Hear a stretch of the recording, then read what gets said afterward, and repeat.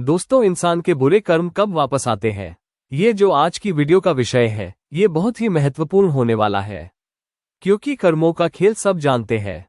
उससे पहले स्वागत है आपका हमारे चैनल गुरु की शिक्षा में।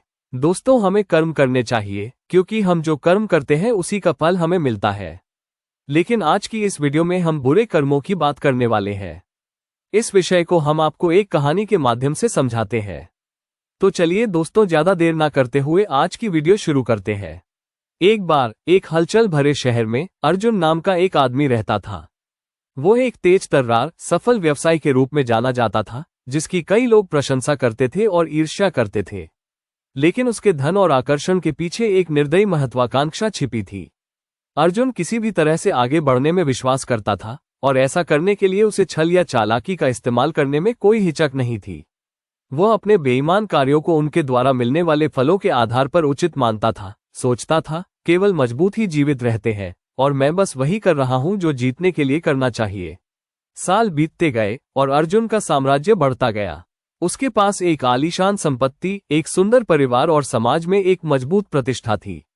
फिर भी उसकी सफलता विश्वासघात के अनगिनत कृत्यों पर आधारित थी। उसने पुराने दोस्तों को धोखा दिया था, करों से बचने के लिए खामियों का इस्तेमाल किया था, और उन लोगों को ठगा था जो उस पर भरोसा करते थे।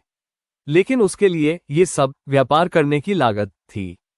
एक दिन एक कमजोर बूढ़ा भिखारी उसकी हवेली के द्वार पर दिखाई दिया।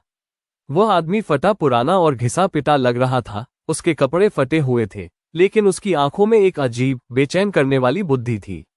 उसने अर्जुन को देखा, जैसे कि वो उसे पहचान रहा हो। अच्छा साहब, भिखारी ने धीरे से कहा, क्या आप कुछ सिक्के दे सकते हैं?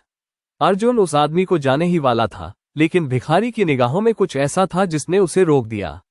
बूढ़े आदमी ने कहा, जिंदगी का एक तरीका है वापस लौटना, है ना? अर्जुन को एक सिहरन महसूस हुई, लेकिन उसने हंसने की कोशिश की। तुम्हें अपनी जिंदगी की चिंता करनी चाहिए, बूढ़े आदमी, उसने उपहास किया।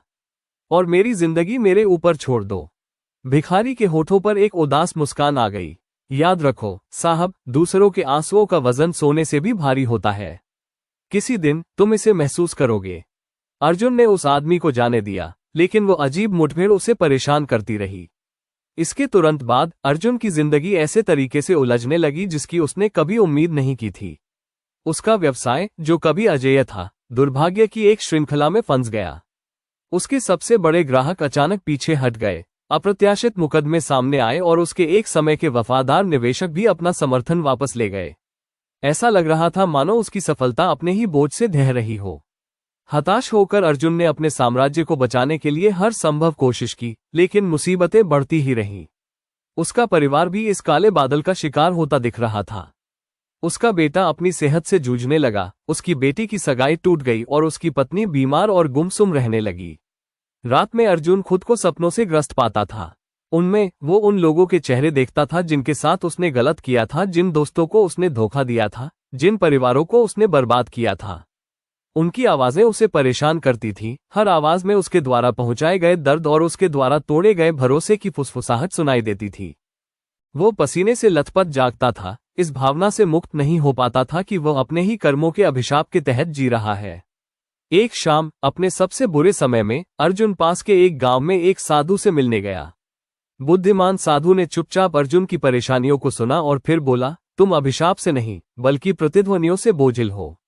आपके अपने कर्मों की प्रतिध्वनियां आपके पास लौट रही है। क्या मतलब है? अर्जुन ने कांपते हुए पूछा। कर्म प्रतिध्वनि की तरह अंततः अपने स्रोत पर वापस लौट आता है। दुनिया में हमारे द्वारा किए गए सभी कार्य अंततः हमारे पास वापस आ जाते हैं, जैसे लहरें किनारे पर लौटती हैं। अपने बोझ को कम करने के लिए आपको क्षमा मांगनी चाहिए और जो कुछ भी आपने तोड़ा है उसे ठीक करना चाहिए। अर्जुन विचारशील लेकिन संशयी होकर घर लौट आया। लेकिन जैसे जैसे उसका जीवन बिखरता गया, उसे साधु के शब्द याद आए और उसने मोचन की तलाश करने का फैसला किया।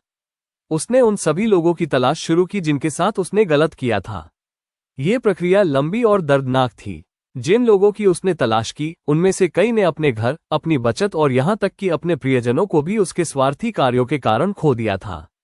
विनम्रता के साथ उसने उनमें से प्रत्येक से माफी मांगी, क्षतिपूर्ति की पेशकश की और जो कुछ उसने छीना था उसे वापस पाने की पूरी कोशिश की। जब उसने अपनी हवेली बनाने के लिए जिस बुजुर्ग दंपति की जमीन चुराई थी, उन्होंने उसे आंसू भरी माफी के साथ स्वागत किया जब उसने उन्हें एक नया घर देने की पेशकश की। जिस पुराने दोस्त को उसने फायदे के लिए धोखा दिया था, उसने उसकी माफी स्वीकार कर ली, हालांकि कुछ हिचकिचाहट के साथ, और वे अपने खोए हुए रिश्ते को फिर से बनाने लगे। हर बार सुधार के जरिए अर्जुन को लगा कि उसका बोझ थोड़ा हल्का हो गया है। बुरे सपने फीके पड़ गए, उसका दिल हल्का हो गया, और यहां तक कि उसका परिवार भी ठीक हो गया। उसकी पत्नी की सेहत में सुधार हुआ, उसके बेटे को नया आत्मविश्वास मिला, और उसकी बेटी को एक बार फिर खुशी मिली। एक दिन जब वो शहर से गुजर रहा था, तो अर्जुन ने फिर से उस बूढ़े भिखारी को देखा।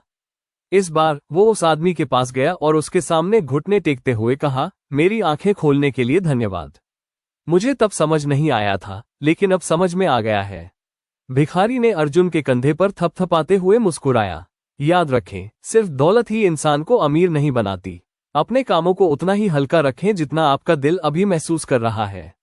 उस दिन से अर्जुन न सिर्फ एक अमीर आदमी के रूप में, बल्कि एक अच्छे इंसान के रूप में भी जाने जाने लगे। उन्होंने दूसरों को वो सबक सिखाया जो उन्होंने मुश्किल तरीके से सीखा था, कि हर काम का एक नतीजा होता है, और दयालुता और ईमानदारी ही धन के सच्चे मापदंड है। अंत में अर्जुन को शांति मिली, इसलिए नहीं कि वह कर्म से बच गया था, बल्कि इसलिए कि उसने उसे अपनाया था, और ऐसा करके उसने अपना जीवन बदल दिया। ये कहानी इस विचार पर जोर देती है कि हमारे कर्म अनिवार्य रूप से हमारे पास लौटते हैं, और यह कि मोचन और क्षमा आंतरिक शांति की ओर ले जा सकते हैं। इसे अर्जुन के रिश्तों, उसके द्वारा गलत किए गए लोगों और उसके द्वारा अपनाए गए क्षमा के लंबे मार्ग को और अधिक गहराई देने के लिए विस्तारित किया जा सकता है। दोस्तों, इस कहानी से हमें पता चलता है हमें कभी बुरे कर्म नहीं करने चाहिए। हमें सदैव सभी का भला और सबका अच्छा करना चाहिए। उम्मीद करते हैं आपको आज की यह वीडियो पसंद आई होगी। अगर कहानी अच्छी लगी हो तो वीडियो को लाइक और चैनल को सब्सक्राइब करना मत भूलना। धन्यवाद दोस्तों।